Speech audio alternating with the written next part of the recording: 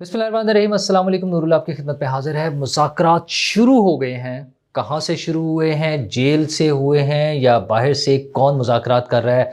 कौन पीछे हटा है? क्यों हटा है? और किससे मुज़ाकरात हो रहे हैं? हुकूमत है या फ़ौजी हैं? और एपेक्स कमेटी में अली अमीन गंडापुर क्या बड़के मारेंगे? क्या आर्मी चीफ़ के सामने बैठकर इमरान खान का ज़िक्र करेंगे या कर रहे हैं? वैसे तो उनके अपने भी वारंट जारी हो चुके हुए हैं। हलीमा खान साहिबा क्या कह रही हैं? कौन कौन मुज़ाकरात में आ रहा है? लेकिन दूसरी तरफ 190 मिलियन पाउंड वाला केस भी तो चल रहा है। उसमें एक नया कट्टा खुल गया है। वो नया कट्टा क्या है? उसमें क्या करने जा रहे हैं?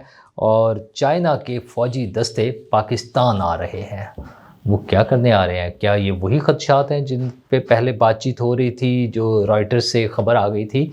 ये सारी बातें मैं आपके साथ शेयर करूंगा। लेकिन अहम चीज़ है 24 नवंबर का एहतजाज। तो 24 नवंबर के एहतजाज के लिए भरपूर तैयारियां जारी हैं दोनों तरफ से। दोनों तरफ से मतलब है, वो कहते हैं ना, आग बराबर की जो लगी होती है। पीटीआई वाले भी कर रहे हैं, हुकूमती साइड से भी हो रही हैं। क्या क्या तैयारियां हैं? पीटीआई वालों ने तो बहुत बड़ी बड़ी तैयारियां कर ली हैं। लोगों को मोबिलाइज किया जा रहा है। अलीमा खान साहिबा लीड कर रही हैं एक तरफ से मुज़ाकरात के लिए बातें करके, तो दूसरी तरफ से बुशरा बीबी लोगों को तैयार कर रही हैं। एमएनएस एमपीएस को टारगेट्स दे दिए गए हैं। हर एमएनए को 10,000 बंदे और हर एमपीए को 5,000 बंदे लाने का। आप सोचें कितना बड़ी तादाद। अच्छा, वैसे इससे वो नंबर पूरे नहीं हो रहे जो उनके आइडियल नंबर है ना, जो ख्वाब में देखने वाले नंबर वो बता रहे हैं। क्योंकि अब पहले वो आपको मैंने बताया था कि बुशरा बीबी के हवाले से ये बात कोट हुई थी कि उन्होंने कहा है कि अगर 1,000 बंदे आएंगे तो 10,000 मेरे जिन आ जाएंगे। तो अब पता चला है कि वो जिनों का जो उनका बंदोबस्त है वो 10 करोड़ तक पहुंच गया है। तो 10 करोड़ जिनों का मतलब यह है कि 1 करोड़ बंदे भी प्लान हो गए होंगे। अच्छा, वैसे तो अगर 10 करोड़ जिन आ जाएं, 10 करोड़ क्या, मैं कहता हूँ 10,000 अगर जिन आ जाते हैं तो फिर बंदों की ज़रूरत क्या है? अच्छा, टारगेट क्या है? पहला मेन टारगेट तो यह है कि इमरान खान को जेल से निकलवाना है, और दूसरा टारगेट यह है कि अपना मैंडेट वापस लेने हैं। इलेक्शन में जो कुछ हुआ था वो सारी चीज़ें करनी है।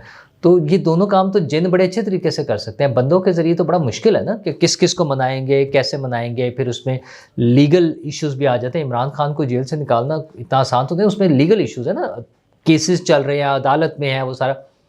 तो जिन जाए इमरान खान साहब को पकड़े, उठा के ले आए बाहर, इसमें कौन सा मसला है?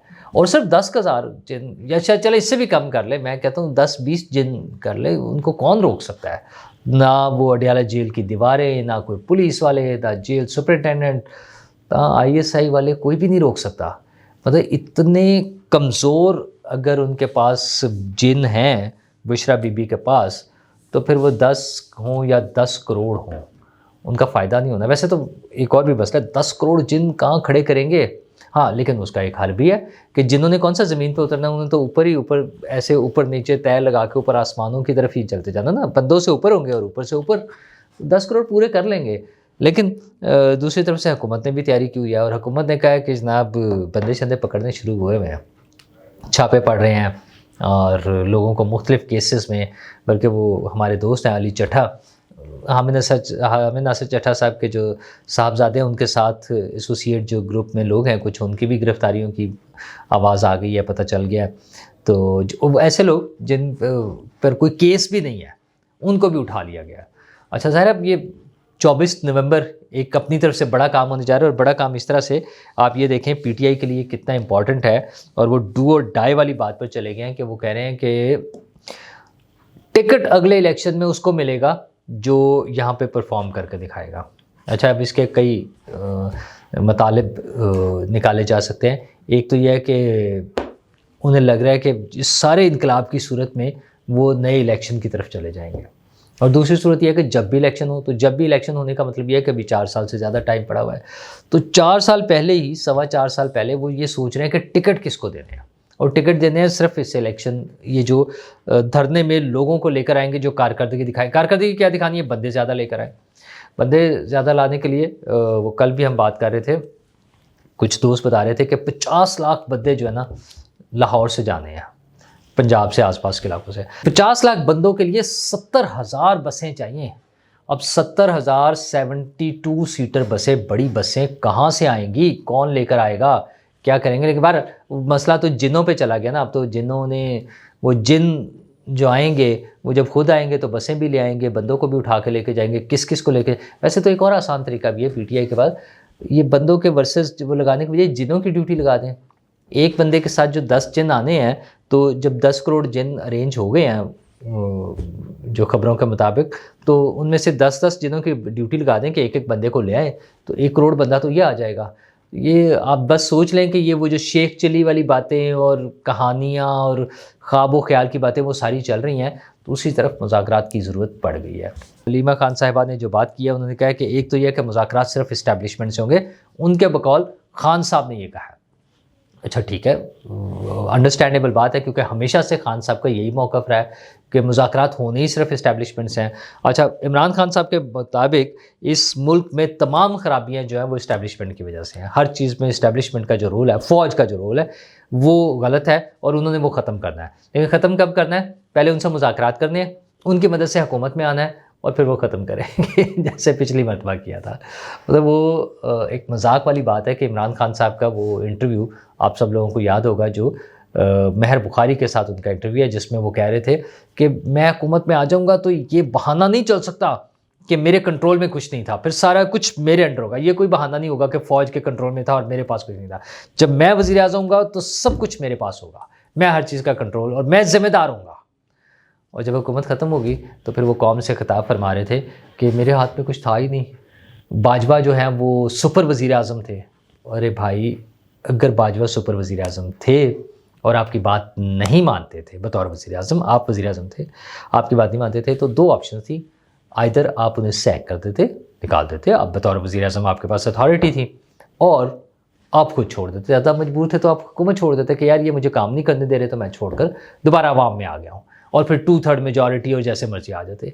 دونوں کام نہیں کیے, یا یوں کہہ کہ وہ 100 پیاز اور 100 گنڈے دونوں کرتے رہے, اور جب مزے لوٹتے رہے, وہ 190 ملین پاؤنڈ ہوں, وہ دیگر وہ توشہ خانے کے تحائف ہوں, عیاشیاں کی ہیں, وہ بشرا بی بی اور فرح گوگی کے جو, اور عثمان بزدار کی جو کہانی ہے, وہ ساری عیاشیاں کی ہیں. اور آج ہمیں بتاتے ہیں کہ میرے ہاتھ میں کچھ نہیں تھا. باجوہ جو ہیں وہ سپر وزیر اعظم تھے. بشرا بی بی, انہوں نے, علیمہ خان صاحبہ نے ایک طرف تو یہ بتایا کہ وہ مذاکرات صرف اسٹیبلشمنٹ سے کریں گے, دوسری طرف انہوں نے 2 بندے اپنے نامینیٹ کر دیے, بیرسٹر گوہر اور علی امین گنڈا پور. وہ مذاکرات کے لیے معاملات کو آگے لے کے چلیں گے, اور جمعرات تک کا ٹائم ہے, یعنی جمعرات تک مذاکرات کر لیں اور ہمیں کوئی ریلیف دے دیں. یہ این آر او مانگ رہے ہیں کہ یا تو جمعرات تک ہمیں این آر او دے دیں, ہمیں کچھ ریلیف دیں, ورنہ پھر ہم وہ آ جائیں گے روڈ پر اور ہم آ کر احتجاج کریں گے 24 تاریخ کو. تو یہ اتنی سی اوقات ہے. اور اچھا بھی یہ جمعرات سے جمعہ بھی ہوگا, اور پھر جمعے سے ہفتہ بھی ہوگا. یہ ساری چیزیں اسی طرح سے چلتی رہیں گی. لیکن حکومت کی طرف سے بھی کچھ خبریں ایسی آ رہی ہیں, جیسے انصار عباسی صاحب کی جو رپورٹ ہے جنگ اور دی نیوز میں شائع ہوئی ہے کہ حکومت کی طرف سے اعلیٰ سطح پر رابطہ ہو گیا ہے عمران خان صاحب سے.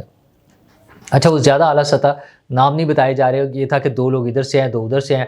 ادھر والے تو نام علیمہ خان صاحبہ نے خود ہی دے دیے ہیں کہ بیرسٹر گوہر اور علی امین گنڈا پور ہیں.